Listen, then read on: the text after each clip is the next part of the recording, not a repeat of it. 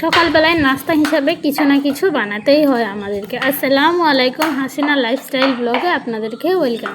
আজকেও তার ব্যতিক্রম না, আজকে সকালের নাস্তা হিসেবে বানাবো রুটি। তার জন্য আমি খুমিটা মেখে নিয়েছি, এখানে সানছি। এটা গমের রুটি হবে আর হবে ডিম ভাজা। তো ডিম ভাজাটা আমি লাস্টে করব, আগে রুটিটা করে নিব। খুমিরটা আমার সানা হয়ে গিয়েছে, আমি চলে আসলাম রান্নাঘরে এবার রুটিটা বেলবো, তারই প্রস্তুত করছি। এখানে আমি এটাই খুঁজে পাচ্ছি না, যেটাতে রুটিটা শিখবো, ওটা কী বলে কি জানি, ওটাই খুঁজে পাচ্ছি না। তারপরে পেয়ে গেলাম, গ্যাসে বসিয়েও দিলাম। তো 3 থেকে 4 দিন আমি ইউটিউবে কোনো ভিডিও পোস্ট করতে পারিনি, কারণ আমার অনেক শরীর খারাপ ছিল। ভাবছি একটু সুস্থ হলাম, তো ইউটিউবের জন্য এখন ভিডিও রেডি করাই যেতে পারে।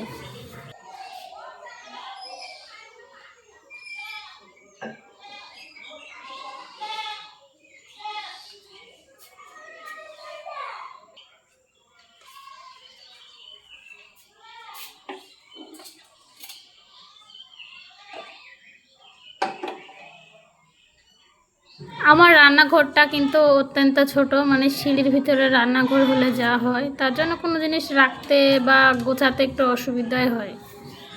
এখন যেমন ধরেন আমি রুটিটা বানাবো, তার জন্য কোথায় কি রাখবো সেটুকুরও জায়গা নেই। আমার হাজব্যান্ড হয়তো ভিডিওটা দেখলে হয়তো রাগ করবে, কিন্তু আমার রান্নাঘরটা আমার একদম পছন্দ না, ঘেন্না লাগে। এত ছোট রান্নাঘর, তার উপরে অর্ধেক মার্বেল বসানো আর অর্ধেক আবার মার্বেলই নাই।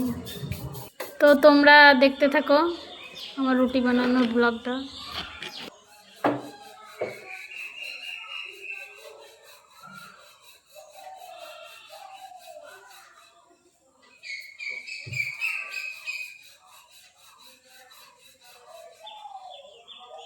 আমি বেশি রুটি করব না, জাস্ট মা আর মেয়ে আছি তো, তার জন্য 5টা রুটি করব। আমার মেয়ে একটা খাবে আর আমি খাবো 4টে।